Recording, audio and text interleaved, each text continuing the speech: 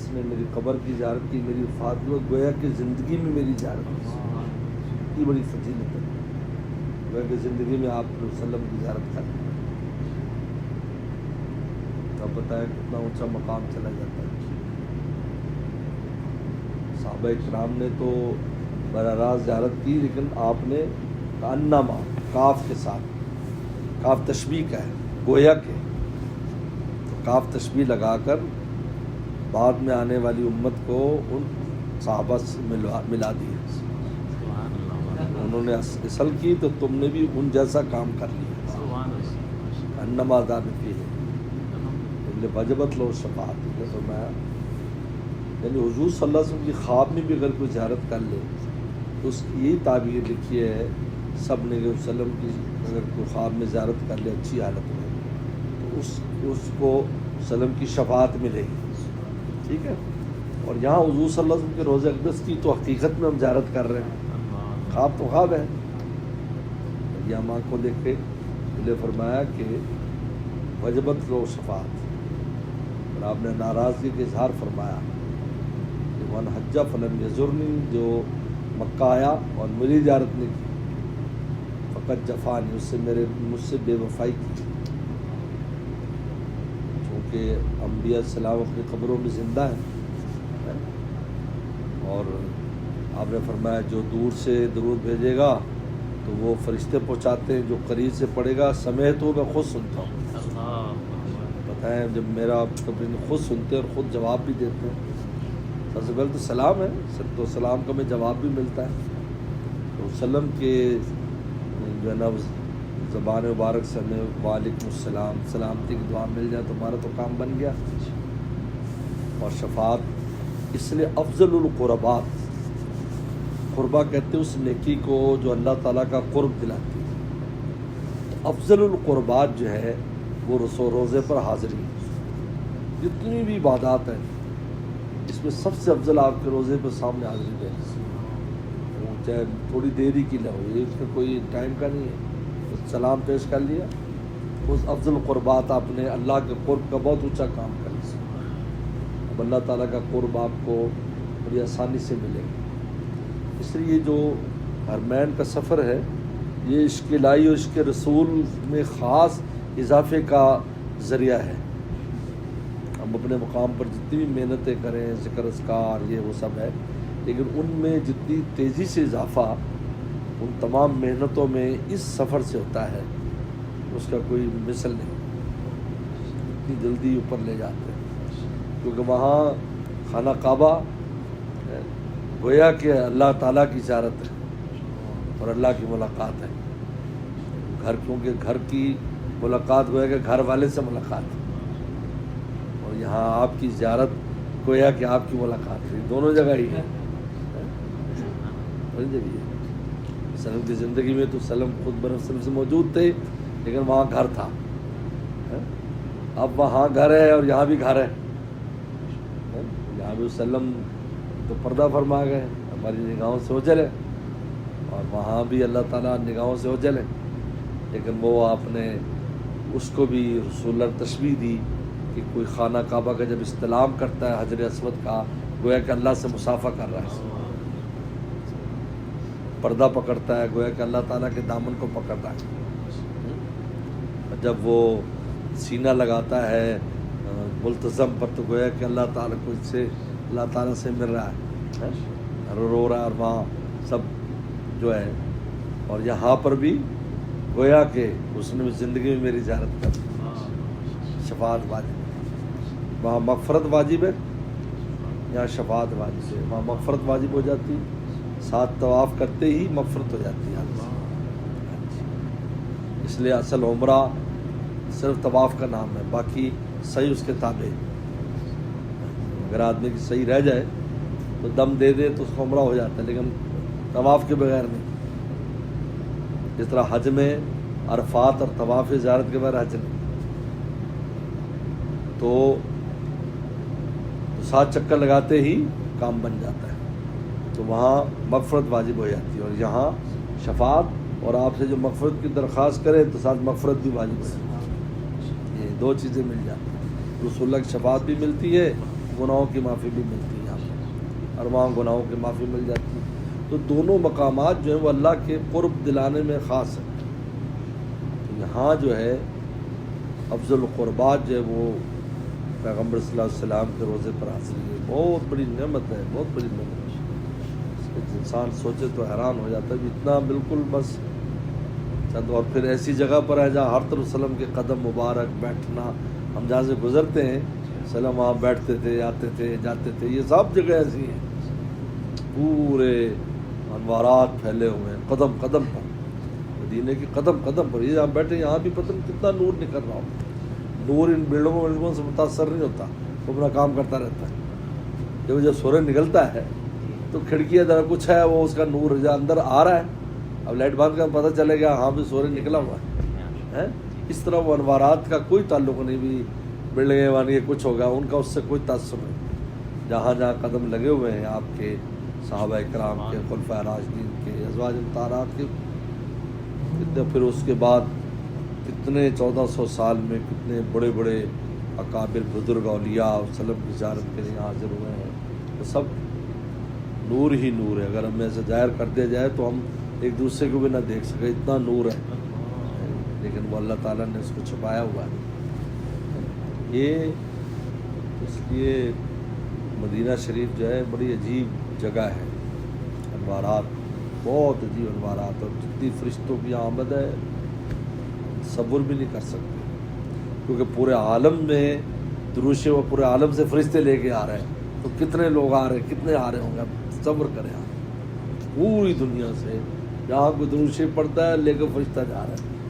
وہ آ رہے ہیں، جا رہے ہیں یار۔ ان کے لیے تو فاصلے کچھ نہیں ہیں، وہ پاکستان سے یہاں پہنچنے میں یا کس سے پہنچنے میں کوئی ٹائم نہیں لگتا۔ جبریل الصلوۃ والسلام سدرۃ المنتہا پر تھے، سدرۃ المنتہا بالکل عرش کے نیچے انتہا ہے، وہاں سے آگے کوئی جا نہیں سکتا، صلی وسلم تشریف لے گئے، ورنہ وہاں سے آگے فرشتے بھی نہیں جا سکتے۔ اب سے اوپر اللہ تعالیٰ کا خاص مقام ہے اور کرسی ہے، اور وہاں سے سب احکامات جاری ہوتے ہیں۔ سدرۃ المنتہا پر بیٹھے، اور ادھر یوسف صلی اللہ علیہ وسلم کے بھائیوں نے رسی کاٹ دی، پھینکنے والی، لٹکانے والی، اور کہا کہ جبرائیل یوسف گرنا نہیں چاہیے، اور وہاں سے چلے، اور ساتوں آسمانوں کو انہوں نے کراس کیا ہے، زمینوں کو کراس کیا ہے، اور یوسف علیہ السلام کو پکڑ کر پتھر پر بٹھا دیا، اور تسلی دی کہ دیکھو گھبرانے کا وقت آئے گا کہ تو ان لوگوں کو بتائے گا کہ انہوں نے کیا کیا، اسے تسلی دے دی، ملاقات ہوگی، کیونکہ ان کے لیے اجنبیت نہیں تھی فرشتوں سے، کیونکہ نبی کے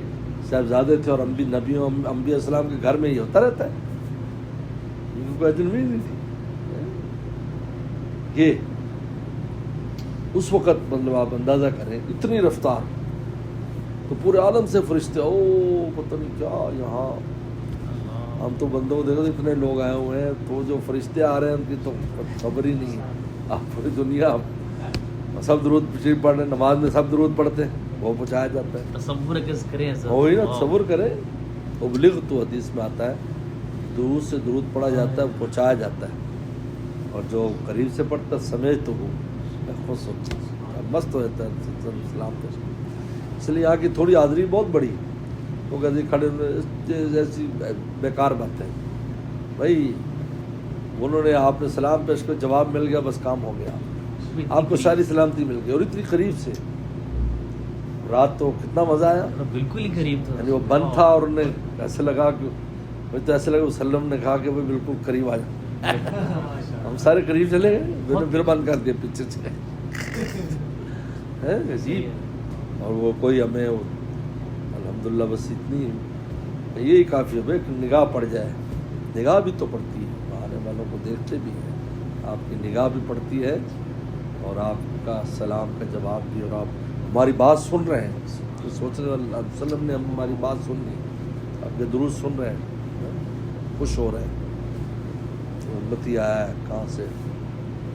دور سے آنے والوں کا وسلم بڑے خوش ہوتے ہیں، سب مدینہ میں ہماری مہمانی ان کی طرف سے ہوتی ہے، سب ان کی طرف، سب عنایات ہیں، عجیب عنایات، حضور صلی اللہ علیہ وسلم عنایات کے بغیر نہیں کچھ رہ سکتا، سب اللہ تعالیٰ کے بھی اس سے جو انسان کو ملتا ہے واسطہ وسلم کی ذات ہے بیچ میں. آپ کی ذات اقدس بیچ میں نہ ہوتی تو یہ امت کو یہ فضائل کہاں سے ملتے. آپ کی ذات اقدس تھی تو ہمیں وہ چیزیں مل گئیں جو پہلی امتوں میں انبیاء بھی تمنا جن کی کرتے تھے وہ ہم امتیوں کو دے دی. امت اور ہمارے جیسے بعد میں آنے والے جو سلم سے اور کتنا فاصلہ ہے, ہمیں بھی قیامت تک کی امتوں کا حاصل ہے وہ چیزیں, قیامت تک امتوں کا حاصل ہے وہ چیزیں, وہ فضائل الحمدللہ. اس لیے یہ جو سفر ہوتا ہے ارمین کا, یہ اللہ کے قرب دلانے میں اور رسول اللہ کے عشق کے عجیب سفر ہے. ایسا تیزی سے اضافت کی ان انوارات کی بہت حفاظت کرنی چاہیے. یہ یہاں کے انوارات بڑے خاص ہوتے ہیں, وہ ضائع نہیں ہونے دے, وہ ایسا کام نہ کرے ضائع ہو. اس لیے کہ یہ آسان نہیں ہے نا کہ آپ کا اگلے دن آ جائیں گے, ایسا کچھ نہیں ہے. پتہ نہیں ہر دفعہ حالانکہ حاضری ہوتی ہے لیکن ہر دفعہ ڈر ہوتا ہے کہ پتہ نہیں یار کوئی رکاوٹ نہ ہو جائے, نہ آنے دیں, وہ روک دیں, اس کو نہیں آنے دینا. وہ تو غیبی نظام ہے. اب کوئی مسئلہ بن جاتا ہے, کہیں ہم نے دیکھا ایئرپورٹ سے واپس چلے گئے, ایئرپورٹ سے واپس چلے گئے آ کر چھوٹی سی بات تھی, نہیں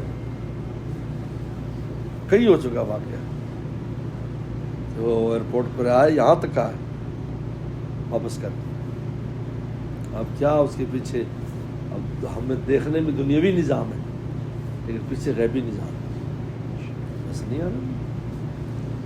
تو یہ جو انوارات ہیں جو اتنے یہ ہمارے ایسے نہیں کہ ہم دیکھو نماز کا نور ہے وہ ہم گھر میں پڑھ لیں, نفل اٹھ کے پڑھ لیں, حاصل کر لیں ہمیں, لیکن یہ چیزیں یہ چیز تو نہیں ملے گا آپ کو, وہ نہیں ملے گا. اس لیے سوچ خوب قدر کرو, واپس جب یہ لے کے جائے انوارات کی خوب حفاظت کریں. اس لیے زندگی میں ایک بار حج فرض کیا ہے کہ ایک بار میں اتنا نور دے دیتے ہیں کہ آپ زندگی بھر آپ کا چل سکتا ہے,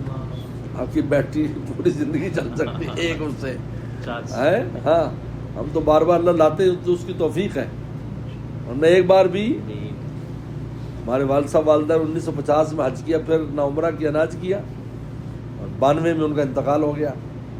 42 سال تک وہ نور چلا ان کا, اور پتہ چلتا تھا ابھی حج کر کے آئے.